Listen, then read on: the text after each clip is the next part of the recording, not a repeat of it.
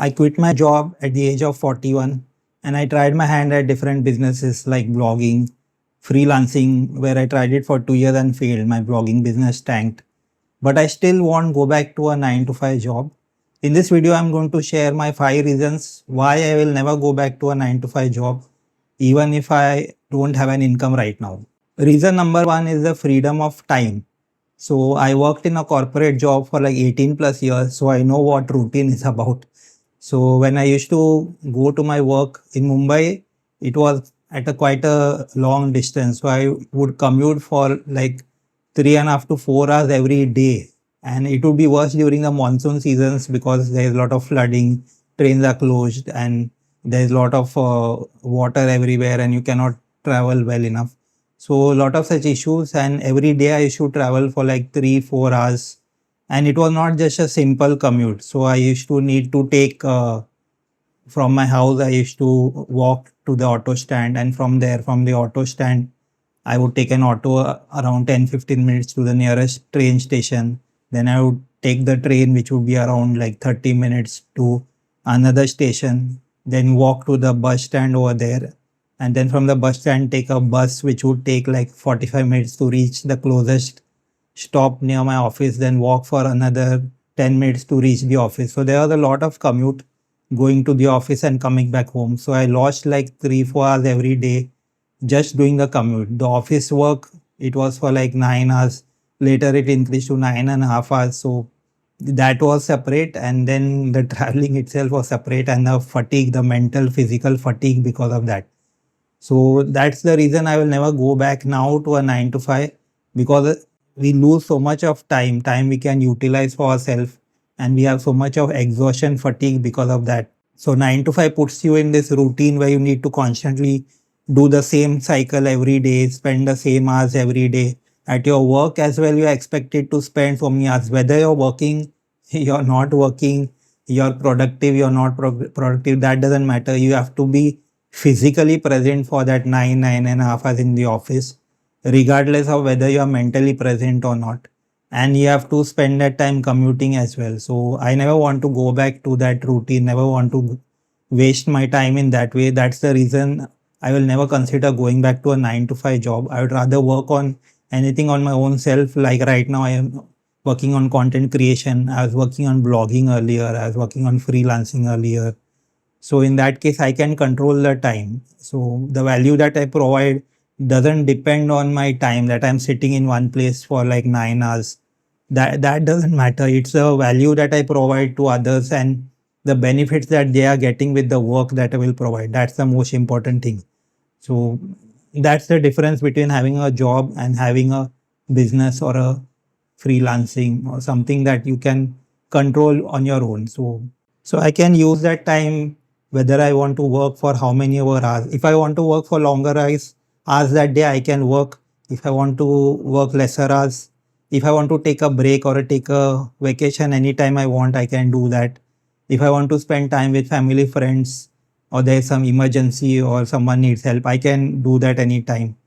So, and I'm flexible working, like I can work mornings, evening, afternoons, whenever I want to. If I want to work on the weekdays or the weekends, it doesn't matter. I can do that whenever I want to. So you get a lot of freedom when you work on your own rather than going for a 9 to 5 job. Reason number two, I'll never go back to a 9 to 5 job, is the freedom of making money. So when you are in a 9 to 5 job, we have this typical appraisal cycle every year. So no matter how much work you do or what kind of work you do, every year you'll be entering your whatever points in some complicated appraisal system that will then give you some ranking based on God alone knows what type of complex algorithm that they use. I used to jokingly call it like the Duckworth-Lewis system of the office. So like in cricket, we have this Duckworth-Lewis method, a complicated way of figuring out how many runs you need to score. So it's something like that. No one knows what goes into it. You just put your inputs for the sake of putting your inputs, and then it will spit out some number, and then that number is compared to others in the office. So literally doesn't matter how good work you do, how much value your work provides, how much profit it has made for the company. It's compared to the entire department or the entire section or the entire like demographic of the company, and then you're judged according to that. So it doesn't make any sense to me. And it's such that there's no transparency in that. So I used to always ask this question, that if I worked for the year and I have made profits for the company, say the profits rose from 10 to 15%, and my contribution or the team's contribution or the project's contribution to this, so where is that? Where is the transparency? How much was the contribution and how much are we getting back as part of that contribution? So from that profits, how much are we going to get as part of the appraisal? How much is going to be the increase? So there was never any transparency for that when you have a 9 to 5 job. It just someone decides based on how they like you, how they don't like you, how they like your project, don't like. So the upper management will decide where that money gets distributed and how it gets distributed, based on favoring projects, favoring the department and things like that. So there's never been any transparency on that. When you work on your own, when I'm working on my own, whether it was a blogging, content creation, freelancing, that is in my control. So it's a sink or swim situation. It has its good and its bad. So if you don't work, if you don't provide value, you will not get money. Like in a job, you have that. It doesn't matter if you work, if you're horrible at your work, as long as you are physically present over there, you will be getting a salary every month. And you work for your own, it doesn't work that way. You get paid based on the value that you provide to people. So the advantage that is that you can make as much money as you want. So the more value that you provide to people, the more money that you can make. There's no upper ceiling on that. How much also you want to work, or how much also value increase you do. And it doesn't have to be necessarily with the time that you spend. It can be in the product that you create, or the service, or your content quality. So things like that you can control and increase the value that you provide and make more money. So I find that is more beneficial, that is more transparent, that gives me more this higher ceiling of how much money I can make, how much time I need to spend or I don't want to spend. So all that things help me, and that's the freedom of money that I really like, working on myself and avoiding this 9 to 5 type of job. And the internet has really helped with this. So earlier we didn't have the internet, or not that easily accessible. So things were much harder. But now with the internet, there are so many different types of ways of making money online. Some of these which I already tried is this freelancing, blogging, content creation, selling a product, doing affiliate marketing, drop shipping. So many different things are there that can be tried. Now new things are coming like data annotation. So all these things can help you build a career, build an income, and you don't need to rely on a 9 to 5 job to do that. Now the third reason I don't want to go back to a 9 to 5 job is the freedom of location. So if you are in a 9 to 5 job, when I was in a 9 to 5 job, so my location was fixed. Like I said, I was commuting for 3 4 hours every day. Later on, it came a bit closer, but still I was commuting like 2.5 hours, 3 hours every day. So that's because the location I cannot control. I have to be physically present every day, which I never liked. So I always wanted that option of work from home or remote work from anywhere where I want. Because again, I'm in Mumbai, so we have this monsoon every year for the 3 4 months, and heavy rains which cause flooding in the area that time. There's gutter water everywhere. I have to walk through that gutter water to reach office. Even if I reach to the station, the trains might not work because there's so much of flooding. So all these issues are there when you have to commute to office. So if you have freedom of location, you don't need to worry about this. So now when I work from home for my own self, so then I don't need to worry about that. I can choose to work whether I want to work from my house or whether I want to go on vacation somewhere and work. It doesn't matter. I can work from anywhere. I want to work from a coffee shop. If I feel like I want to work with other people, I can go to a co-working space and I can work there. So that doesn't matter. That's in my control. So this kind of I got a sample of work from home when COVID hit, which unfortunately had its problems. But one of the pros of it was it encouraged work from home. So even in my office, I remember they were not set up for that. So what happened is immediately we had to stop working at the office, which was quarantined, and we had to go home. So they told us to lift our computer, and at that time we didn't have a laptop. So we had this desktop, bulky desktop, old desktops, like 5 10 years old desktop. with that cabinet and the big monitors and the keyboard. So literally, I had to get a large bag and put it in that, and then again take it, commute it for like 1.5 hours, carrying it in that bag, that heavy cabinet and the monitor without damaging it.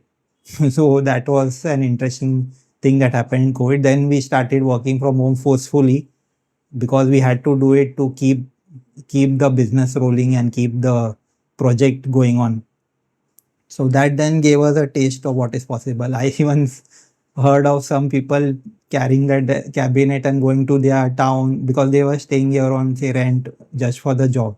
So now if you are working remote, you can go back to your homes and work. So it was maybe not allowed at the time, but then it was a rumor that people take their entire computer and they have gone to their town and were working from there. So that's the benefit actually, and I don't know why people take it away from the employees. It should be a choice. Some people they prefer to work from office. Maybe they don't get that privacy or the peace to work at home. Maybe they have kids who will disturb them, and they want to work from the office. That's fair enough. But there are people like me who want to work from home most of the time. It can be fine that if you go to office like once in a month or whatever, most of the time work from home. And they give this bullshit reason in the office.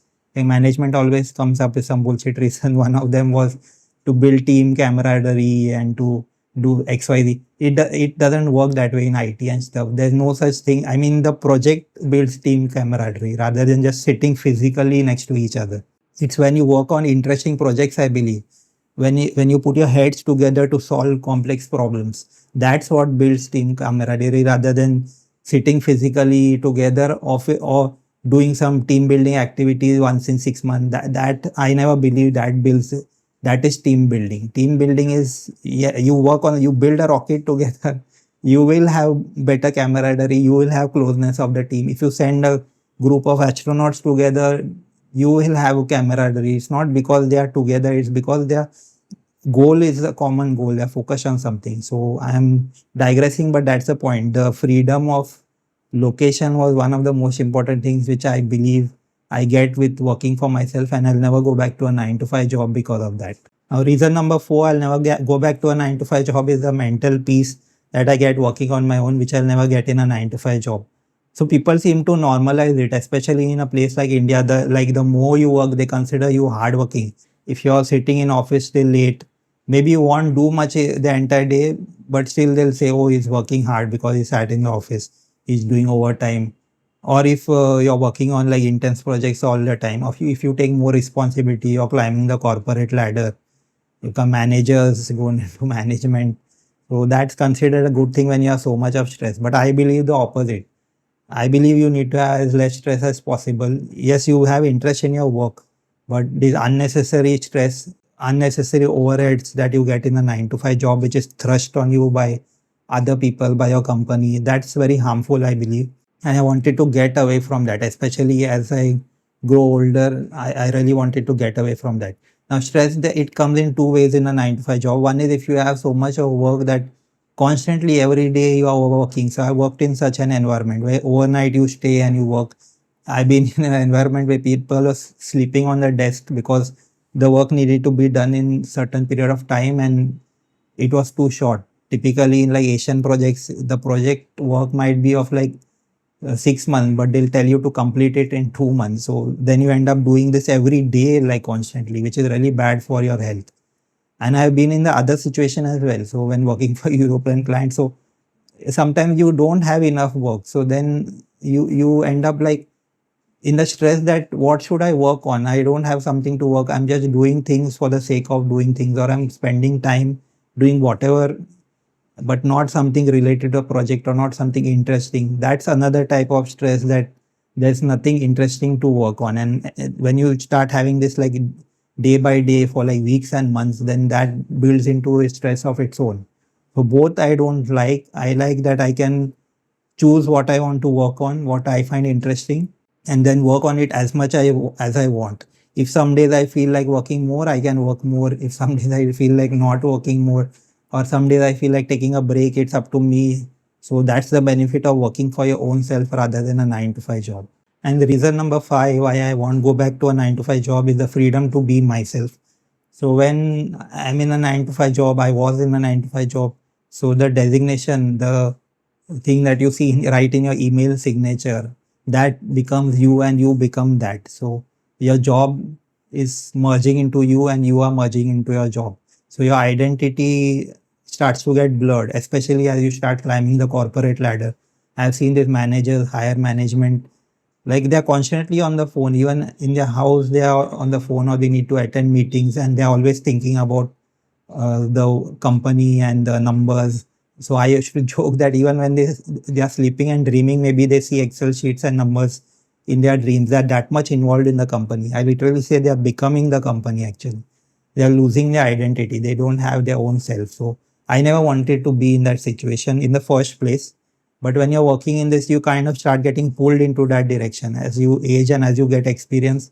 So in the Indian environment, in the Indian work environment, they'll start pushing you towards management, managing other people, their work, and then managing projects. So I never wanted to go in that direction of becoming literally the job or becoming the company. I wanted the freedom to work on whatever I wanted to work on, interesting projects, on interesting things, and have a boundary between the work and myself on what I want to do other than the work. So that becomes much easier to do when I'm working for myself than a 9 to 5 job. Now, disclaimer, I am not saying everyone should quit their job, no one should do a 9 to 5 job. No, I myself did a 9 to 5 job for almost like 20 years, 18 plus 20 years. So I believe it's like the phases of your life. So I believe when you graduate, like in your 20s, from your 20s to your 40s, that's a really good period to be in a job and work, get the experience, get involved in different projects, work in actual company, see things, how things are going, because that will help you later on if you want to work for your own self. It gives you experience on like interacting with people, interacting with projects, looking at how things are going, understanding the numbers, the sheets. So it really helps in all that ways. If you're going to continue in that particular domain, it's even more important because that will give you the experience to continue further. So yes, jobs are important to be done, but I believe there's a certain phase of life where you need to start deciding whether you want to continue, whether you want to go into this corporate ladder in India, you keep climbing into management, you want to do that for progress, or you want to stagnate, you want to be at the same position, continue in that way, doing your routine every day, 9 to 5 job. You want to do that, or you want to slowly move, transition towards working on your own, towards reducing the number of hours you work on your 9 to 5 job or quitting and then building something or building parallelly something and then eventually quitting and moving into that where you can control and have freedom of time, freedom of money, freedom of location, the mental peace that I mentioned, and freedom to be yourself. So all these things, if you want that at a certain stage, if you believe as you get older it's time to move toward that, then this is relevant what I talked about, what I did for myself, and that's something to think about. You can start thinking about earlier as well. You don't need to immediately quit your job and do all this, but this is something to have in your mind. What is important to you, what is important when it comes to this, the time freedom, the money freedom, and the value that you're providing to others, all these things, like what is important to you. If you hit a ceiling, like the amount of money that you're making with your job, you're frustrated with the appraisal, so then do you want to switch a job, and then after a certain point of time do you want to then move to something you do yourself with this high ceiling possible? So that's something you need to think about. Now working for your own self has its own set of ups and downs. I all talked about this in other videos. So when I quit my job at 41, I had a successful blogging business going on. It was making almost twice the money I was making from my salary. So that was the good part, and that's what encouraged me to quit at that point of time. But in a couple of years, Google update hit and tanked that income by like 95% or more. So that's something which is a danger. Like when you work on your own, you are in the sink or swim situation. So you are the one who will build a success on that. There's no such thing like just coming and sitting there and then expecting you'll get a salary. You have to work, you have to provide value, you have to change according to the environment, according to what's happening. You have to adapt and then you continue working on that. So the same with freelancing. Now here it was a case of calculated risk. Now once blogging ended, I needed to do something else. So I chose freelancing because I found it providing value at the time, and I took the risk that okay, I'll work on this, gain the skills, try to build a business around this for the next like 1-2 years. I worked on it for 2 years, but either it wasn't successful for me. So it was not something for me, I figured out. So that's also the part of this. So there are ups and downs, and it's not necessary you'll always be successful, but you always keep learning something as part of that. And this that encouraged me to this next phase, which is content creation with YouTube. So that's why it's the reason I've started this YouTube channel that I'm working on. So that's why if you are planning to transition into this, I say you should have some sort of backing. Like you should have at least 2 years of your expenses. I would say the more the better. If you can have 2 years worth of your salary or income stored before you do this transition, completely quitting your 9 to 5 job. So that would be like the way to do it. Or the other option is, as you're working on your 9 to 5, so every day you spend 1, 2, 3 hours, how much also time you have to the transition, or to working on things that you want to later transition to the business, the work that you want to do on the side. So that's something you need to think about. So I hope I was able to show you by my experience that why I don't want to go back to a 9 to 5 job, and why you may not be wanting to go back to a 9 to 5 job once you transition. So these are things that you need to think about. And that's it for this video. Thank you for watching, and I'll see you in the next one.